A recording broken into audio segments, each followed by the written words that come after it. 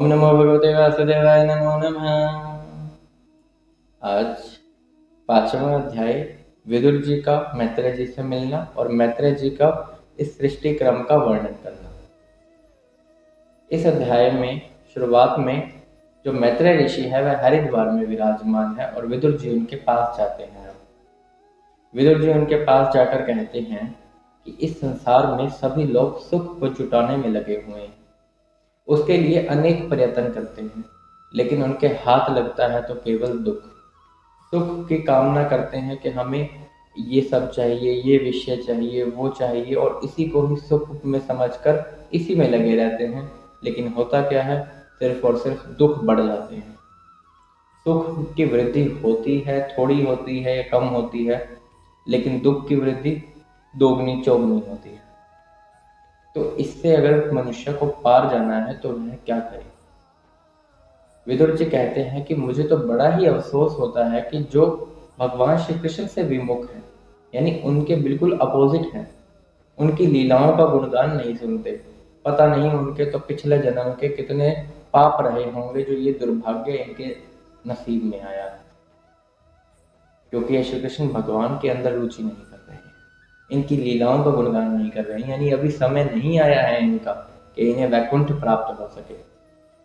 यहाँ वैकुंठ को प्राप्त होने के लिए 3 कारण मैत्रेय जी बताते हैं, जिसमें पहला तो यह है कि आत्मज्ञान हो जाए तो वैकुंठ धाम प्राप्त हो जाए।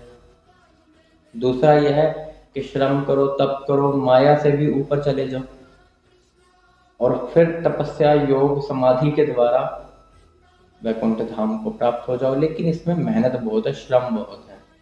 एक तीसरा सबसे सरल उपाय भगवान की सेवा करना। सेवा करने से भी इसमें कोई ज़्यादा श्रम नहीं है, मेहनत नहीं है, आसानी से भगवान को प्राप्त होया जा सकता है। विदुर जी पूछते हैं कि भगवान ने जो अपनी प्रजा है उसका स्वभाव, उनका कर्म, उनका नाम, उनका रूप, यह सब कैसे निश्चित किया, कृपया करके आप इसका वर्णन कीजिए। मैत्रेय जी सुनकर यह बहुत प्रसन्न होते हैं, क्योंकि वह जानते हैं कि विदुर जी एकमात्र उनके बहुत बड़े भक्त हैं और उनका मन सदैव, उनका चित्त हमेशा भगवान श्री कृष्ण में ही लीन रहता है। तो इस कारण से वह बहुत प्रसन्न होते हैं जब यह प्रश्न करते हैं। वैसे मैत्रेय जी को पहले ही भगवान उपदेश कर चुके हैं कि आपको ऐसे ऐसे ज्ञानोपदेश देना है विदुर जी को। तो वहाँ पर मैत्रेय ऋषि कहते हैं, विदुर जी मैं बहुत प्रसन्न हुआ आपके इन प्रश्नों से। आप पिछले जन्म में, पिछले जन्म तो क्या, आप पहले यम थे, यमराज थे। यमराज जो कि सबके ही प्राणों को हरते हैं, वह विदुर जी क्यों बने, इसका वर्णन पिछले अध्यायों में हो चुका है कि एक मांडव्य नाम के ऋषि थे जिन्होंने श्राप दिया था किसी कारणवश, और उन्हें फिर विदुर जी बनकर यमराज को धरती पर आना पड़ा और एक दासी का पुत्र बनना पड़ा। तो मैत्रेय ऋषि सृष्टि क्रम का वर्णन कर रहे हैं। वह कहते हैं सृष्टि की शुरुआत में जो भगवान थे वह ही आत्मा राम थे, वह ही केवल एक ही थे परमात्मा, आत्माओं के आत्मा परमात्मा। तो वह परमात्मा दृष्टा भी वही, दृश्य भी वही।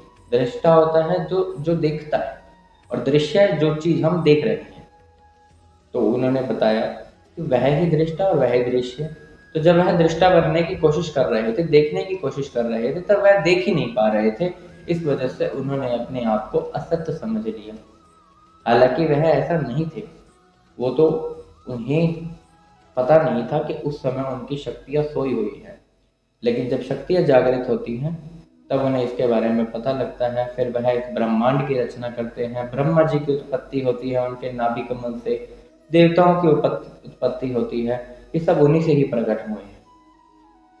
अब देवता लोग वह उनके पास आते हैं, वह कहते हैं श्री भगवान आपके चरण कमलों में कोटि कोटि नमन है।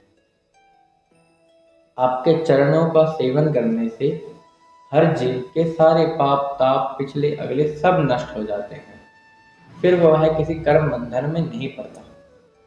हालांकि आप लीला करने के लिए मनुष्य का अवतार लेते हैं, लेकिन आप तो अजन्मे हैं, आपका कोई जन्म ही नहीं है तो मरण भी नहीं है। तो यह तो मनुष्य रूप आप लीला करने के लिए लेते हैं, धरती का भार उतारने के लिए लेते हैं। आप तो अजन्मे हैं भगवान। ये जो जीव है इसकी इच्छाएं कभी समाप्त ही नहीं होती, इसका कारण क्या है और एक जीव को क्या करना चाहिए कि इससे यह सब खत्म हो जाए। तो उन्होंने भागवत प्राप्ति कही थी, क्योंकि भागवत ही वह साधन है जिसके द्वारा हमें बाकी चीजों से विरक्ति हो जाती है। विरक्ति यानी हमसे वह दूर चली जाती है। जैसे कि धन, अधिकता से अधिक धन दोष है, यानी ज्यादा धन रखना भी दोष है, एक मात्रा सीमित होनी चाहिए।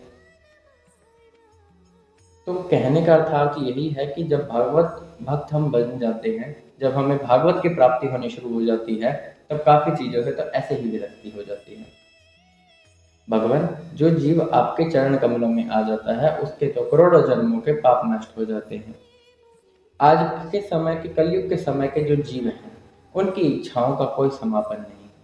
वह तो समझना भी नहीं चाहते, क्योंकि वह चाहते हैं कि वह तो ऐशो आराम से जिए, उन्हें तो सुख ही सुख प्राप्त हो। और वह प्राप्त करने के लिए जो इस संसार में चलता है वो पैसा समझ लेते हैं, और पैसा समझकर उसी के पीछे दौड़ते हैं और कमाते हैं और कमाते हैं। लेकिन बात इतनी ही है कि जितना भी हम कमाते हैं उससे हमारी इच्छा दोगुना होती है। यदि किसी के पास 50 लाख है तो उसे 1 करोड़ की इच्छा है, तो किसी के पास 2 करोड़ है तो उसकी इच्छा ही 10 करोड़ की है। तो ऐसे इच्छाओं का अंत नहीं है। यदि आपके पास इस विश्व की धन दौलत भरपूर है, भरी पड़ी है, तब भी आपकी इच्छाओं का कोई अंत नहीं है। आप मरते दम तक उन्हीं इच्छाओं को पूरी करते रह जाओगे, और अंत समय में याद आएगा कि भागवत प्राप्ति भी जरूरी थी। लेकिन जीव इसको समझकर अभी तैयार नहीं है। इसके बाद देवता पूछते हैं, कृपया करके आप हमें वह साधन बतलाइए जिसके द्वारा हम एक स्थान पर रहकर आपको भोग की प्राप्ति करवा सकें। ये जो मनुष्य लोक है, मृत्यु लोक है, यहाँ पर जो मनुष्य रह रहे हैं, इनका एक बंधन बताइए, एक मर्यादा बताइए इस पालन करने के लिए कि वह हमें भोग समर्पित कर सके और हम फिर आपको समर्पित कर सके, और इस प्रकार यह सृष्टि चलती रहे।